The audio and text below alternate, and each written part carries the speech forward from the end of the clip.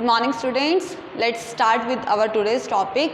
In our previous class we have started chapter number 14 which is electric current and its effects. So उस मतलब last video में हम आपके introduction पूरा हम कर चुके हैं दैट व्हाट इज़ इलेक्ट्रिसिटी क्या होती है, हमने सर्किट्स के कंपोनेंट्स के बारे में स्टडी किया था, हम लोग उनको कैसे ड्रॉ करते हैं, ठीक है, वो भी पढ़ चुके हैं. About the cell, battery, circuit diagrams and resistance, these are the topics which we have already covered in our previous video.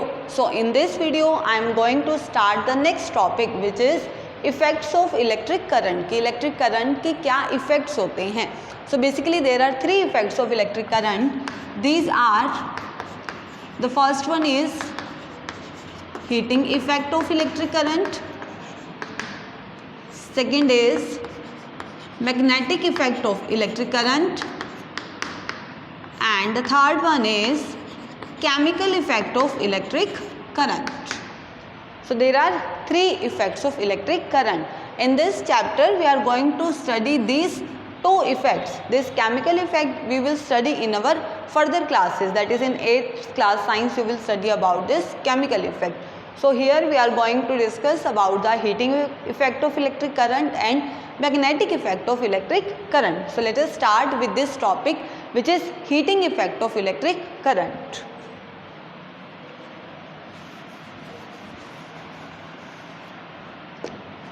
Yes बेटा, अब देखिए लास्ट में मैंने आपको रेजिस्टेंस के बारे में पढ़ाया था कि रेजिस्टेंस क्या होती है. Property of a material which resist the flow of charge through it, कि जब भी किसी मटेरियल से करंट फ्लो होता है तो वो उसको रोकने की कोशिश करता है, उसको रेजिस्ट करता है, उसको हम as a force of friction की तरह भी समझ सकते हैं. ठीक है, जैसे आप सब एक बार अपने पाम को ऐसे रब कीजिए, all of you rub your palm, but you will see, हम क्या देखेंगे दैट आपकी जो पाल्म है वो गर्म हो जाएंगे. हीट प्रोड्यूस हुई है ना, मीन्स हमारी जो एनर्जी है वो हीट की फॉर्म में कन्वर्ट हो गई और यहाँ हमारी पाल्म गर्म हो गई, means our energy has been converted into heat energy. इसी तरीके से जब करंट किसी भी वायर में से या किसी भी डिवाइस में से फ्लो करता है तो वो डिवाइस वार्म हो जाता है, गर्म हो जाता है. और ऐसा क्यों होता है? Because of its property which is called resistance. तो रेजिस्टेंस की वजह से उस वायर का हॉट हो जाना, गर्म हो जाना, मीन्स इलेक्ट्रिक एनर्जी का हीट एनर्जी में कन्वर्ट हो जाना, that is called heating effect. So let us define this. देखिए, when an electric current passes through a high resistance wire, कि जब भी इलेक्ट्रिक करंट पास होता है किस में से, through a high resistance wire. For example nichrome wire is a high resistance wire. तो जब इलेक्ट्रिक करंट एक हाई रेजिस्टेंस वायर में से फ्लो होता है तो जो वायर है इट गेट्स हॉट. तो वायर क्या हो जाती है? गर्म हो जाती है. क्यों गर्म हो जाती है? बिकॉज जो इलेक्ट्रिकल एनर्जी है that energy converts into heat energy. तो इलेक्ट्रिक एनर्जी किस में कन्वर्ट हो जाती है? This electrical energy converts into heat energy. So this is the reason that when electric current passes through high resistance wire the wire gets hot and this phenomena is called heating effect of electric current. अब next हम बात करें कि क्या सभी wires में जो heat produce होती है क्या वो इक्वल होती है, मीन सभी वायर्स में सेम हीट प्रोड्यूस होती है? सो नो, इसका आंसर है नहीं, क्योंकि अलग अलग वायर्स की अलग अलग प्रॉपर्टी है कि वो कितना चार्ज को स्टॉप कर पाते हैं या कितना उसके करंट को फ्लो को रोक सकते हैं. तो ये जो हीट प्रोड्यूस होती है वो किस किस फैक्टर पे डिपेंड करती है बेटा? Factors on which this heat energy produces. Basically जो हीट का फॉर्मूला होता है वो है I²RT. यहाँ पे I का मतलब होता है करंट, तो कितनी हीट प्रोड्यूस हो रही है वो डिपेंड करता है कि कितना करंट फ्लो हो रहा है. सेकंड R का मतलब होता है रेजिस्टेंस. सो जितनी ज़्यादा वायर की रेजिस्टेंस होगी उतनी ही ज़्यादा हीट एनर्जी भी प्रोड्यूस होगी. और थर्ड है time. T, small t stand for time. तो जितने ज़्यादा टाइम के लिए करंट फ्लो हो रहा है, हीट भी उतनी ही ज़्यादा प्रोड्यूस होगी। इसके साथ साथ वायर की लेंथ और थिकनेस एंड मटेरियल, ये तीन चीज़ें और हैं। वायर की लेंथ कितनी है, वायर की थिकनेस कितनी और वायर किस मटेरियल की बनी है। तो ये कुछ फैक्टर्स हैं जिनके ऊपर हीट एनर्जी डिपेंड करती है कि किसी भी वायर में करंट पास होने पर जो उसमें इलेक्ट्रिकल एनर्जी है वो हीट एनर्जी में कन्वर्ट हो रही है। So the amount of heat energy depends upon amount of current, resistance and for the time. और इसके अलावा वो डिपेंड करती है वायर की लेंथ पर, वायर की थिकनेस पर और वायर के मटेरियल पर। इसको समझने के लिए मैं आपको एक छोटी सी एक्टिविटी कराती हूँ। चलिए, इस एक्टिविटी को करने के लिए हमने क्या करना है, what is the aim of this activity? The aim of this activity to understand about the heating effect of electric current. तो मैंने एक थर्माकोल शीट ले ली यहाँ पर। I have fixes 2 iron nail. Clear, मैंने एक थर्माकोल शीट ली और वहाँ पर उसके बीच में 2 आयरन नेल लगा दिए। दोनों आयरन नेल के बीच में मैंने एक लगभग 10 सेंटीमीटर वायर जो कि निक्रोम की बनी हुई है, वो वायर मैंने साथ में एडजस्ट कर दी, टाई कर दी। और यहाँ से सिंपली हमारी कॉपर वायर जो है वो यहाँ मैंने स्विच लगा दिया। तो आप स्विच की जगह क्या यूज़ कर सकते हैं, सेफ्टी पिन का यूज़ कर सकते हैं स्विच के तौर पर। और इसके साथ साथ मैंने यहाँ पर सेल या फिर बैटरी लगा दी। इसका पॉजिटिव टर्मिनल है, नेगेटिव टर्मिनल है। यहाँ ये मेरा स्विच है। क्लियर, स्विच यहाँ पर ऑन पोजीशन में है। ठीक है, बैटरी प्रॉपरली वर्क कर रही है। जो ये वायर है ये है हमारी कॉपर की, कॉपर वायर। स्विच ऑन करते हैं, करंट फ्लो होना शुरू होगा। ठीक है, I is the current flowing.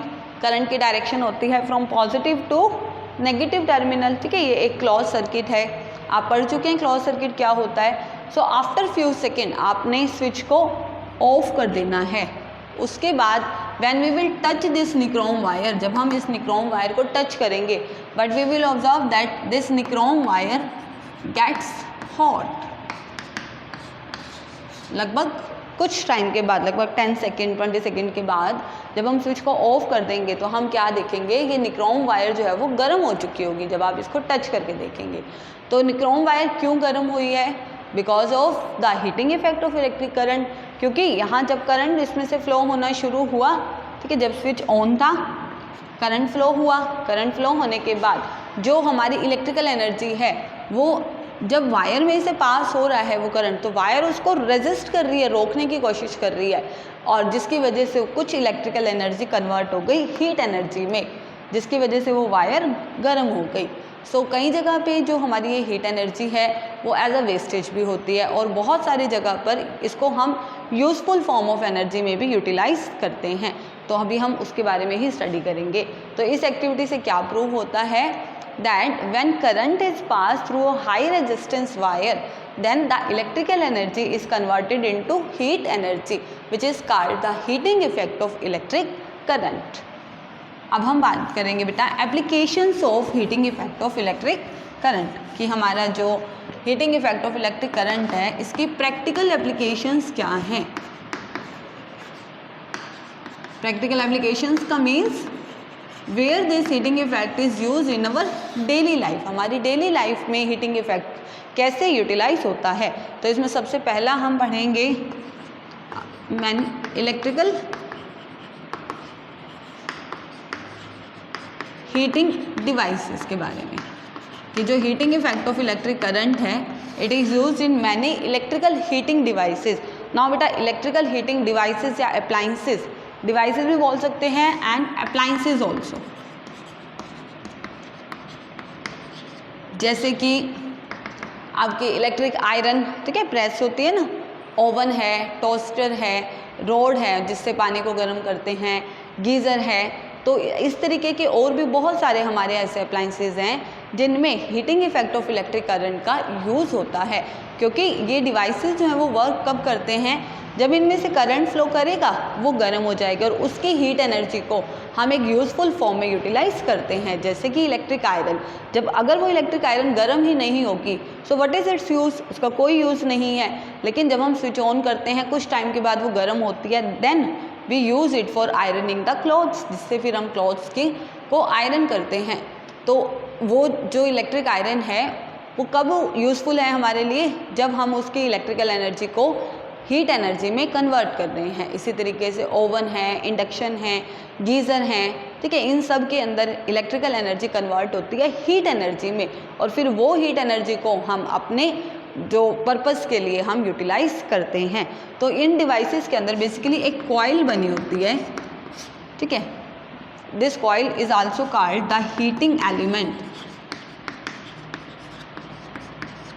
इस कॉइल को बोलते हैं हीटिंग एलिमेंट। जनरली ये जो कॉइल है एक हाई रेजिस्टेंस वायर की बनी होती है एंड वो हाई रेजिस्टेंस वायर है आपकी निक्रोम वायर। तो आपकी जो ये कॉइल है इलेक्ट्रिक हीटिंग डिवाइसेस की वो निक्रोम वायर की बनी होती है।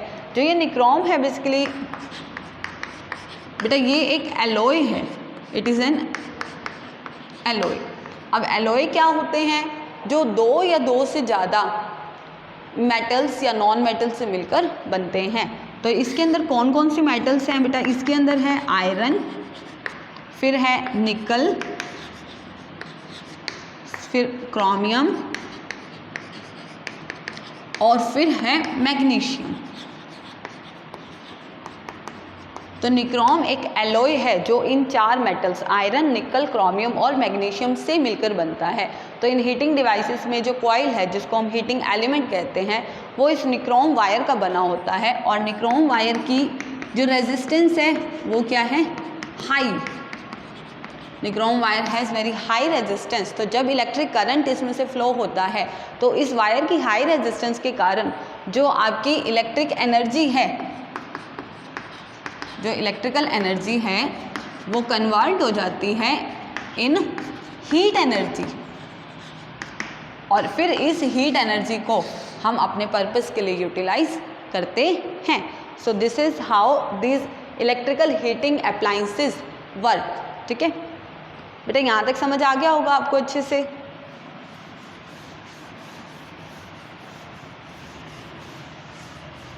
सेकेंड हम बात करते हैं जो प्रैक्टिकल एप्लीकेशन है अबाउट इलेक्ट्रिक बल्ब। बल्ब तो सबने देखे हुए हैं, ठीक है। बल्ब को स्विच ऑन करते हैं, फिर वो ग्लो करते हैं और हमें लाइट देते हैं, तो लाइट को एमिट करते हैं। तो जो इलेक्ट्रिक बल्ब है वो भी heating effect of electric current में ही यूज़ होता है, ठीक है। तो बल्ब में कैसे हीटिंग इफेक्ट का यूज़ हो रहा है, तो देखिए ध्यान से, जैसे ही हम स्विच को ऑन करते हैं, जैसे स्विच को ऑन किया with in a few seconds bulb glow करता है। तो वो क्यों ग्लो करता है कि जो हमने उसको इलेक्ट्रिकल एनर्जी प्रोवाइड की है, that electrical energy firstly converted into heat energy. तो पहले इलेक्ट्रिकल एनर्जी कन्वर्ट होती है हीट एनर्जी में और ये हीट एनर्जी जो बल्ब का फिलामेंट होता है, बल्ब का क्या होता है बेटा, फिलामेंट, जो कि बना होता है टंगस्टन का। The filament of bulb is made up of tungsten, very important. Bulb का फिलामेंट किसका बना होता है, टंगस्टन का। तो जब हमने इलेक्ट्रिक एनर्जी स्विच को ऑन किया, इलेक्ट्रिकल एनर्जी प्रोवाइड की, वो इलेक्ट्रिकल एनर्जी फर्स्टली कन्वर्ट होगी हीट एनर्जी में, then this heat energy is converted into light energy. तो फिर वो हीट एनर्जी किस में कन्वर्ट होगी, that converts into light energy. और फिर लाइट एनर्जी हमें मिल रही है, that means bulb starts glowing, bulb glow होना स्टार्ट हो गया, ठीक है। सो ये किसके ऊपर बेस्ड है, it is also based on heating effect of electric current. लेकिन जो इसकी हीट एनर्जी है ना, it is also wastage of energy, energy की वेस्टेज भी है, क्योंकि हमें तो बल्ब की लाइट एनर्जी से मीनिंग है ना, we don't have any issue with the heat energy. तो यहाँ पर इसकी मतलब ये जो बल्ब को अगर हम यूज़ कर रहे हैं so it causes wastage of electric energy also.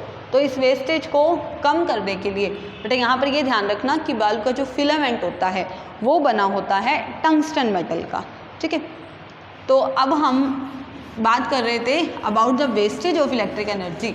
तो बल्ब की वजह से बहुत ज़्यादा एनर्जी वेस्ट होती है, तो हम बल्ब के बजाय आज के टाइम पे हम बल्ब को किससे रिप्लेस कर दिया है, हमने रिप्लेस कर दिया है एलईडी से और CFL से। सबने देखे हुए हैं, सबके घरों में यूज़ होते हैं, है ना। एलईडी क्या होती है, LED stand for light emitting diode, और CFL stand for chloro fluorescent lamp. तो आजकल हम बल्ब के बजाय इन दो का ज़्यादा यूज़ कर रहे हैं because this devices save energy, because इनके अंदर फिलामेंट नहीं होता, और फिलामेंट नहीं होगा तो हीट एनर्जी वाला कंसेप्ट नहीं आएगा, और हीट एनर्जी नहीं होती डायरेक्टली इलेक्ट्रिक एनर्जी हमारी लाइट एनर्जी की फॉर्म में कन्वर्ट होती है। तो light LED light emitting diode and CFLs chlorofluorescent lamp. तो आजकल हम बल्ब की बजाय इनका ज़्यादा यूज़ कर रहे हैं because they help us to save energy. हालांकि अगर हम बात करें कि कॉस्ट की, तो कॉस्ट में तो बल्ब सस्ता होता है काफ़ी, लेकिन एलईडी और CFL महंगे होते हैं। बट फिर भी अगर हम इनके आगे के बेनिफिट्स देखें तो ये बहुत एनर्जी को सेव कर रही हैं, तो इसीलिए हमें इनको ही ज़्यादा से ज़्यादा यूज़ करना चाहिए instead of this electric bulb. But जो ये एलईडी और CFL है ना बेटा, इनके अंदर मरकरी का यूज़ किया जाता है।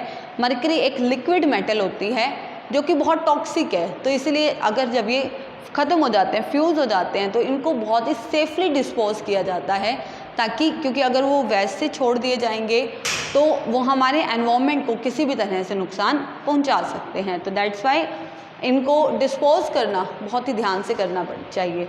बट हम आज बल्ब की बजाय इनका ज़्यादा यूज़ कर रहे हैं because they help very much to save the energy. अब हम अपनी थर्ड एप्लीकेशन की बात करते हैं।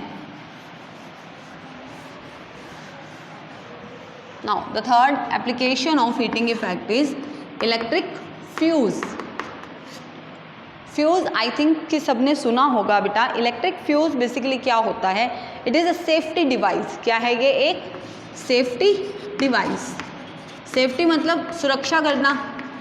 तो ये किस चीज़ की सुरक्षा करता है, ये सेफ्टी डिवाइस हमारे जो अप्लाइंसेस हैं, जैसे हमारे फ्रिज हैं, AC हैं, TV हैं, बल्ब है, फ़ैन है, इन सब डिवाइसेस की सेफ्टी करता है। तो ये खुद क्या है, एक सेफ्टी डिवाइस है that breaks the electric circuit, जो इलेक्ट्रिक सर्किट को ब्रेक कर देता है।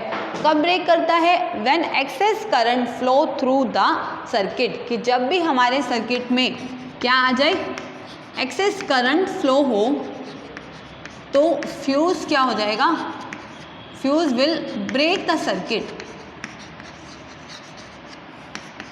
और जब ये सर्किट को ब्रेक कर देगा तो वो हाई करंट जो है वो हमारे अप्लायंस तक फ्लो नहीं कर पाएगा और हमारा अप्लायंस ख़राब होने से बच जाएगा। तो ये बेसिकली हमारे अप्लायंसेस की सेफ्टी के लिए यूज़ किया जाता है।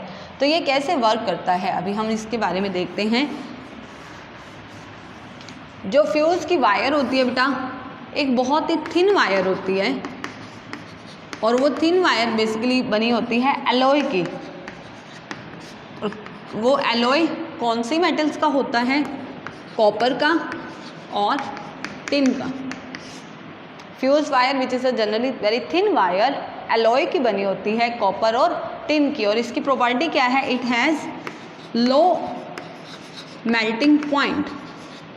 इसका मेल्टिंग पॉइंट लो होता है, कम होता है, ताकि जैसे ही ज़्यादा करंट फ्लो करे तो ये फ्यूज़ वायर तुरंत मेल्ट हो जाती है और सर्किट को वहीं पे ब्रेक कर देती है, और वो एक्सेस करंट फिर आगे फ्लो नहीं करता, जिससे आपके अप्लायंसेस डैमेज नहीं होंगे। तो अब इसको देखिए, मैं आपको एक डायग्राम से समझाती हूँ। सपोज देखिए, दिस इज़ माई बल्ब, ठीक है। यहाँ पर जो फ्यूज़ होता है वो हमेशा एक सीरीज़ में कनेक्ट होता है, ठीक है।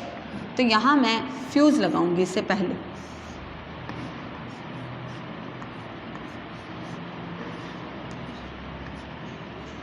और ये फ्यूज़ की वायर होती है।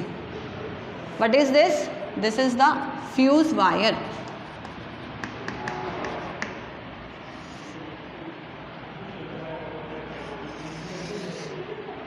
ये मेरी फर्स्ट कंडीशन है। यहाँ पर क्या है? नॉर्मल करंट फ्लो कर रहे हैं।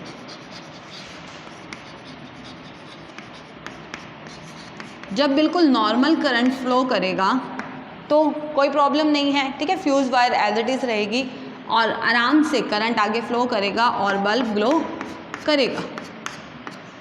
क्लियर? अब सेकेंड कंडीशन में अगेन मेरे पास एक बल्ब है, there is a fuse which is connected in series with this bulb.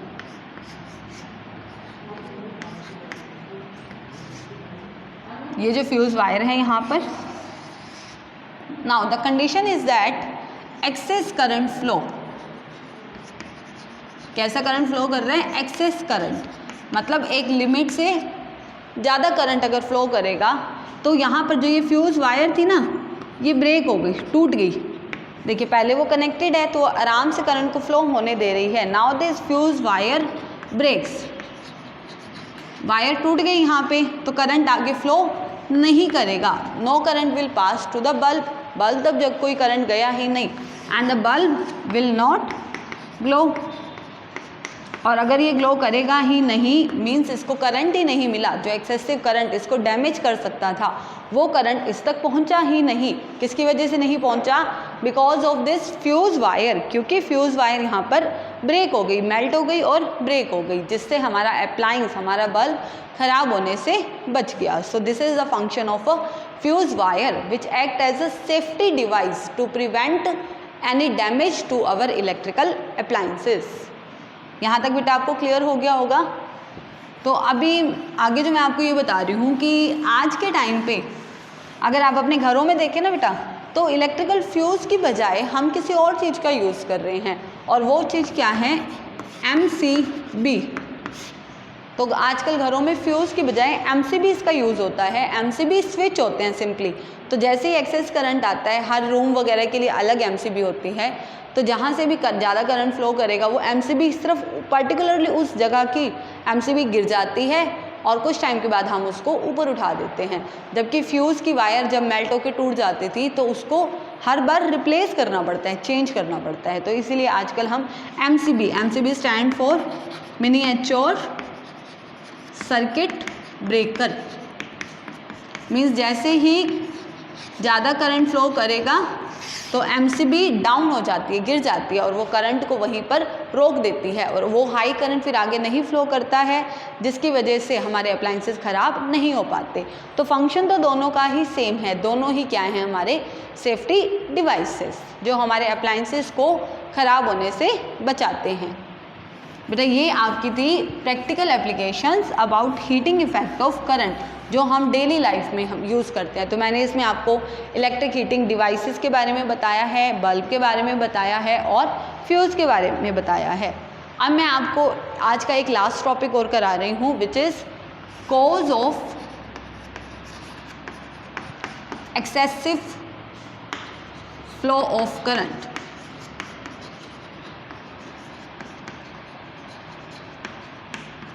कि अगर कभी हमारे अप्लायंसेस में से लार्ज अमाउंट ऑफ करंट अगर वो फ्लो करता है तो उससे क्या क्या हो सकता है। सो इसके दो कंडीशंस हैं, मतलब इससे क्या दो इश्यूज आ सकते हैं। पहला इशू है आपका शॉर्ट सर्किट का and the second issue is overloading. कौन कौन से हैं बेटा? Short circuit and overloading. बेटा शॉर्ट सर्किट को हम कैसे डिफाइन कर सकते हैं? So short circuit means the sudden flow of very high current, जब एकदम अचानक बहुत ज़्यादा करंट आ जाता है। किस वजह से आता है? Due to direct contact of live and neutral wire. जब एकदम से किसी वजह से लाइव और न्यूट्रल वायर एक दूसरे के डायरेक्ट कांटेक्ट में आ जाएं और उस समय एकदम हाई करंट फ्लो करने लग जाए, वो फ्लो जो है वो हम किसी भी तरह के फायर एक्सीडेंट्स का, ठीक है, स्पार्कलिंग का, तो किसी भी तरह से मतलब एक बहुत बड़ा नुकसान भी हो सकता है।